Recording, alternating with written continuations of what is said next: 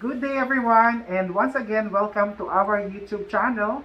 And today, a friend of mine will be joining us to share her success story through Atlantic Immigration Pilot Program. Her name is Beth, and she's here with me right now. She currently lives here in New Brunswick. So, if you would like to be inspired and know her stories, please watch this video until the end. And if you have any questions, please put that in our comment section down below, and we will be more than happy to help and give you some answers. So without further ado, let's start. So Beth, could you please tell us how did you apply here in Canada? Well, right, thank you for your invitation, and I hope that whoever will watch this video, I will just share my experience as one of the successful candidates through AIPP program. So I applied through, actually, I don't know where my resume was viewed or was taken from my employer, who is FMI Atlantic.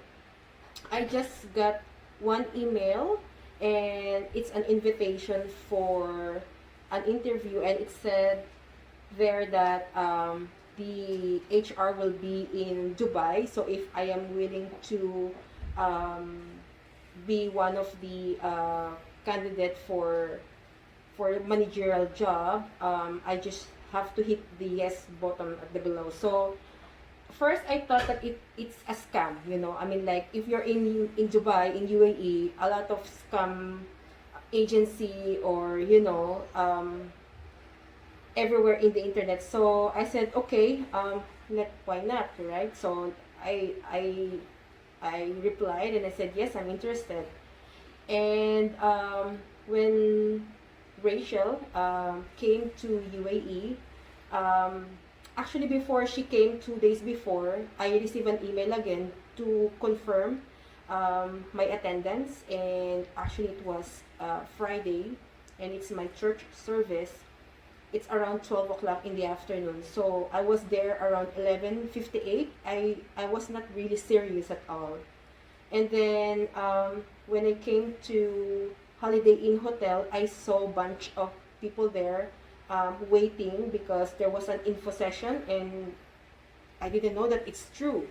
So then I went there, and then I gave my resume, and then I was interviewed. And after that, the HR said that they will gonna email me if my application is successful, or otherwise I will still get an email if it's a refuse. So I've waited for 2 weeks. I didn't get any, and then I waited for a month until it was really delayed, and finally I got the offer letter. That's good. Yeah. So Beth, can you tell me what position or what job offer did you get from FMI? Actually, I was hired as a shift manager for KFC Atlantic, and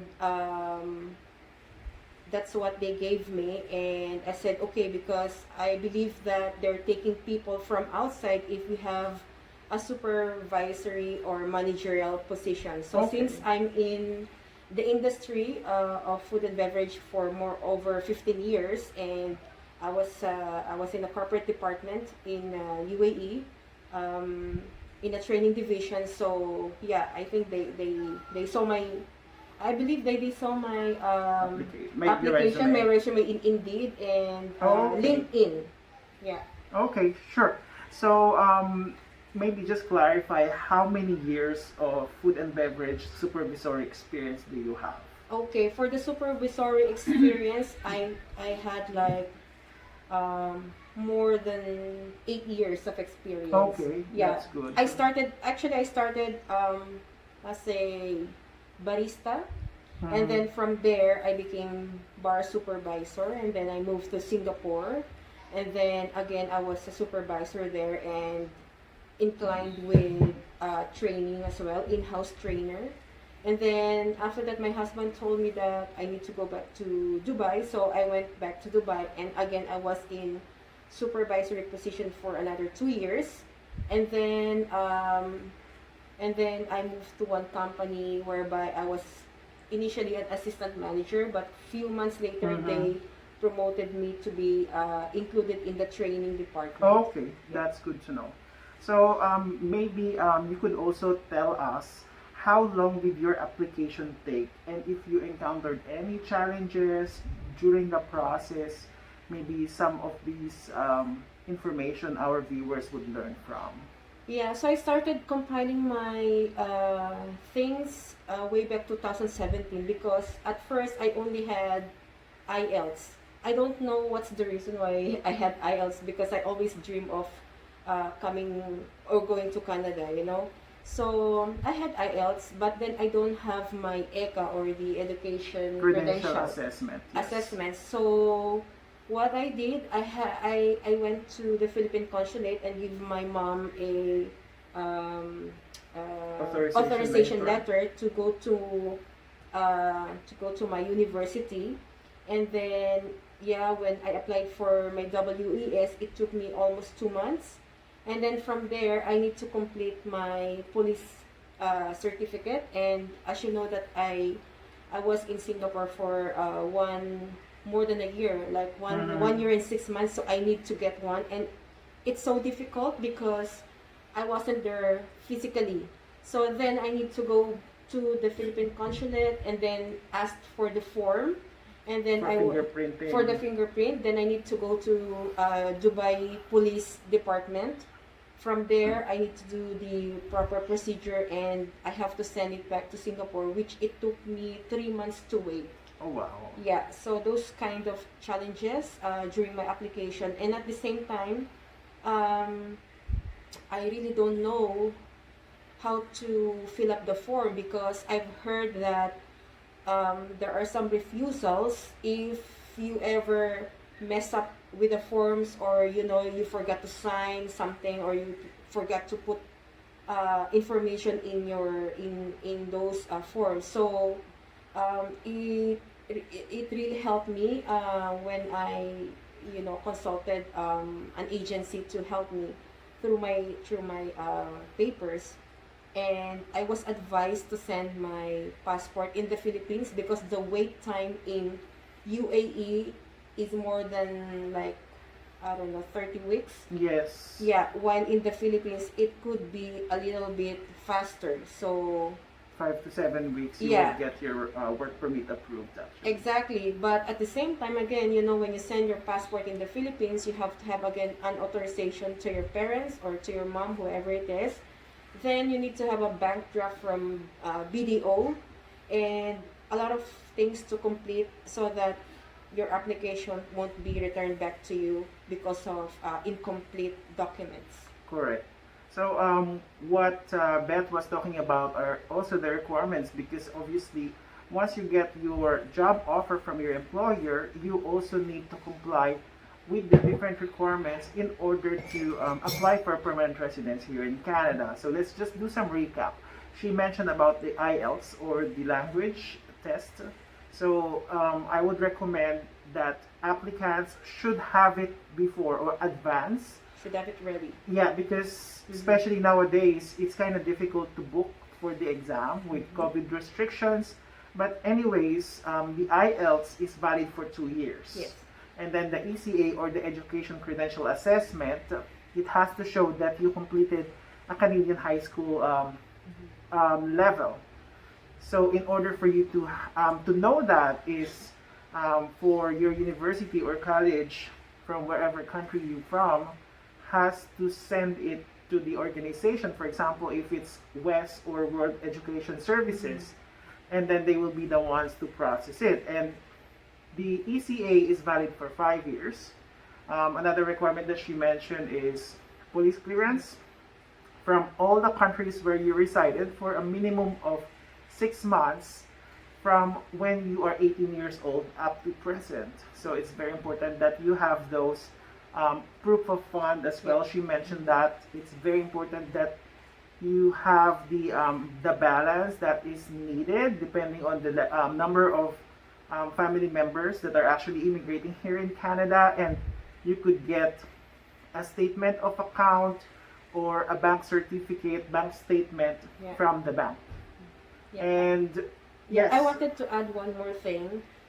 You should have your copy, certificate of employment. So, in the certificate of employment, it has to be, it should be your job. I mean, like, the because duties and the responsibilities, duties right? and responsibilities, because the IRCC will be looking after, Cross-checking, yeah, right? cross check on your documents. If you're eligible, why do they have to hire you from outside Canada? So your experience really matters. So yeah, so I told you that it's very difficult. It was so difficult because I need to ask my previous employer, my previous HR from Singapore, and they have to look back on my records, and I've instructed them to please write there my duties and responsibilities as a supervisor, because I was a supervisor there,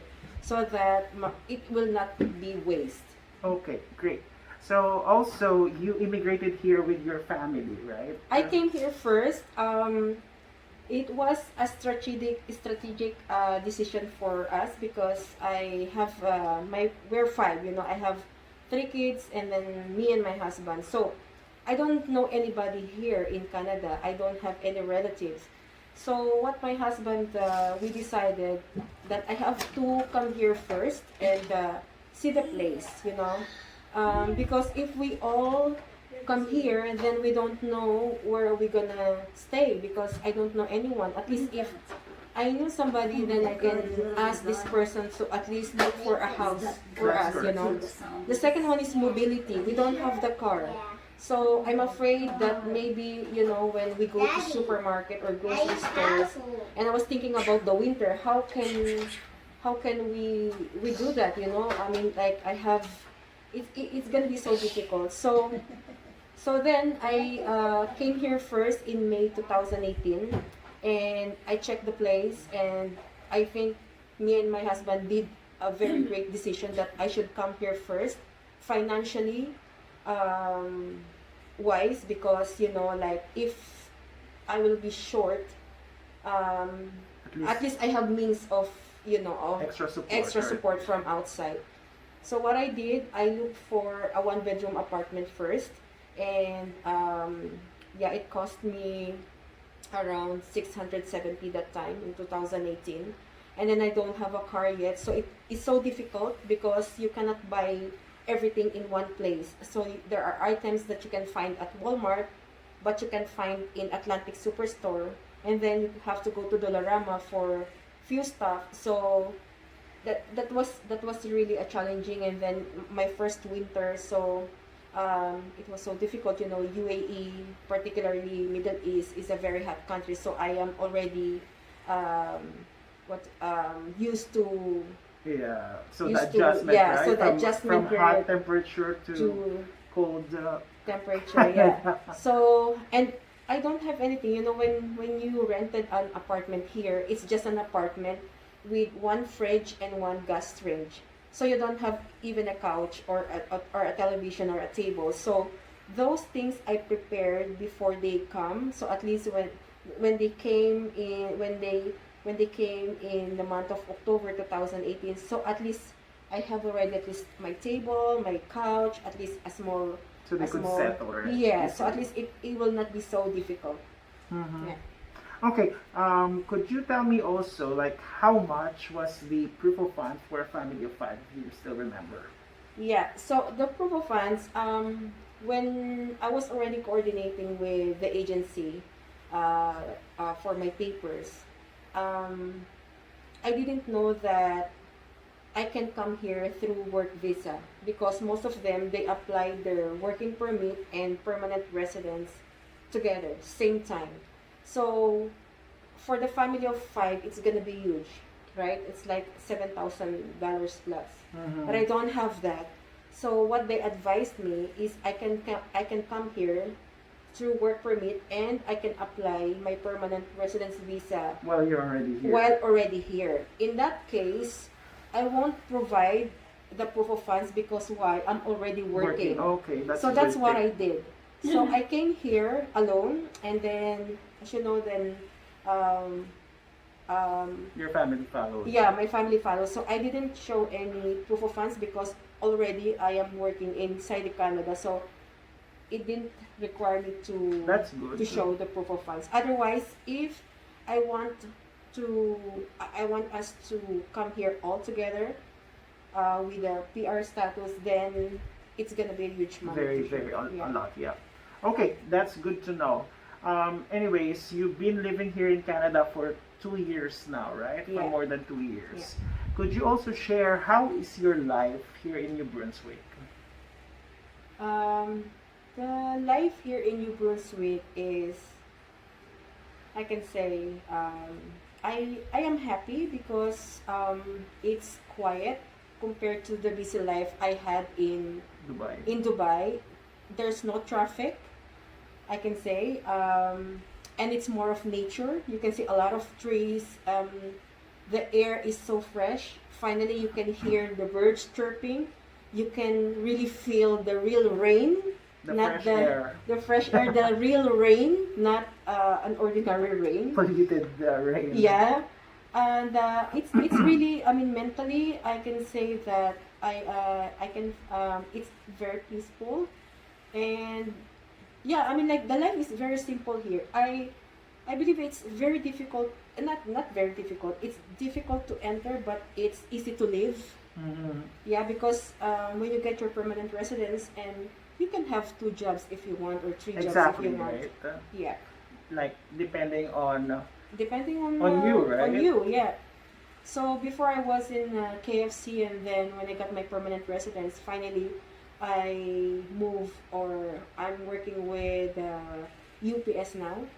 I'm working and I'm doing an overnight job because I have a toddler and I need to be with him in the morning, because here in Canada you are not allowed to leave your children under 12 years old. So by there's themselves. Yes. yeah, by themselves. So and I'm not comfortable to put my toddler Kids, yeah. in daycare center for now because of the pandemic. So maybe next year, yeah. So I can, you know, if you want an overnight job, UPS is there. There are 24 hours fast food Establishments, also. yeah, that's true. Yeah, establishment like Tim Hortons or McDonald's. Yeah, so it's up to you. I mean, like, you look for your way. There are always means of getting something in your hand. Mm-hmm. Thank you. So, considering those that you just told us, would you say that moving here in Canada is a good decision, or do you regret coming or moving here in Canada? I think this one is depends on the person. If you're looking into a long-term dream or long-term plan, Canada is the best because you have less stay here. What I can say, you know, our experiences in Middle East country or in Singapore, you live because it based on your visa.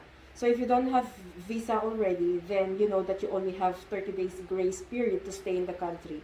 Here it's not. So that's why I can say that I have a peace of mind here because, you know, when you get your PR, you are considered as their citizen. The only thing is you cannot vote. But the benefits that the citizen is getting, you're also getting it. So yeah, so that's one. Mm-hmm. The other thing is What about benefits, for example? Like, you were saying that in Canada it's permanent, like in other countries it's temporary, right? yeah. Yeah, I mean, like, the kids here, you will get some assistance from the government if you have children below 18 years old. Mm-hmm. So this is when you get your permanent residence, and they will base the government will base Your income, right? yes Your their subsidy, support yeah, based on the family income. So every year they will assess on that, and based on their assessment they will give you the support for each and every child.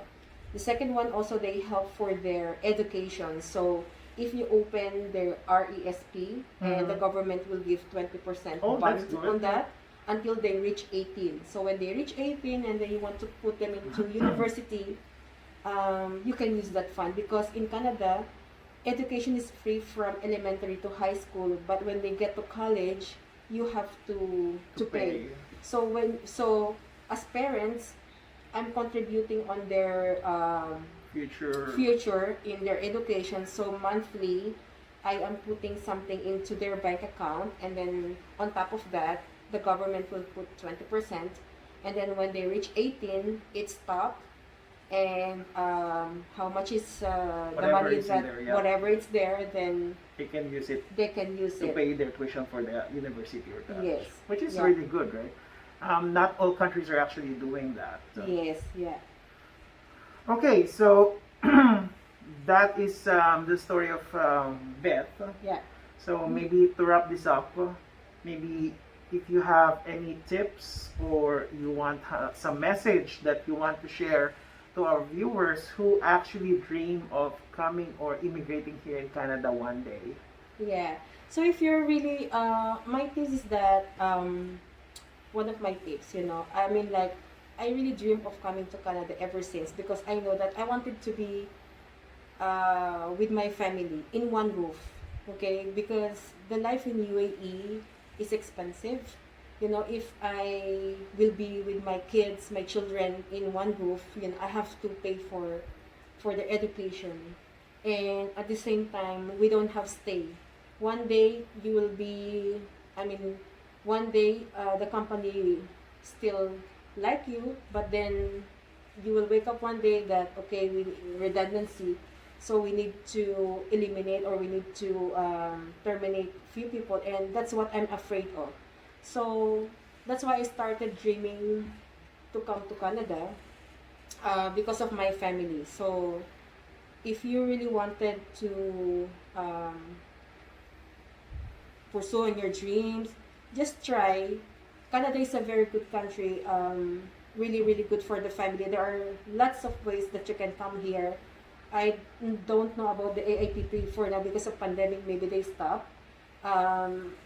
But there will be certain numbers of immigrants that the Prime Minister would like to invite for the next year, and I think for the next 3 years. So there are different ways you can come here as student pathway as well, express entry, provincial nomination, AIPP, and Rural Northern Rural, Immigration yeah. Pilot Program, Regional Immigration Pilot. So there's a lot of programs that are being introduced. Yeah. Just like what Beth said, it has been announced that in the next 3 years, Canada is looking into getting millions of immigrants to come here in Canada, believing that the immigrants would help Canada to recover from its loss due Yeah. to COVID-19 pandemic, right? Yeah. So thank you very much, Beth, for Thank you. joining us today. I really appreciate you sharing your story. And guys, as what she said, if you are really serious about coming and immigrating here in Canada, do not lose hope and know the procedures and know the requirements. It is always better that you have your documents readily available so that when the right opportunity comes, it is just there, and it would also fasten the procedure, right? Yes. So thank you so much once again. And guys, if you're very much interested to come and immigrate here in Canada, please do not forget to subscribe to our YouTube channel. Once again, my name is Ray Magtarayo, and if you like this video, please hit the thumbs up and share as well. Thank you so much, and see you again next time. Bye. Bye.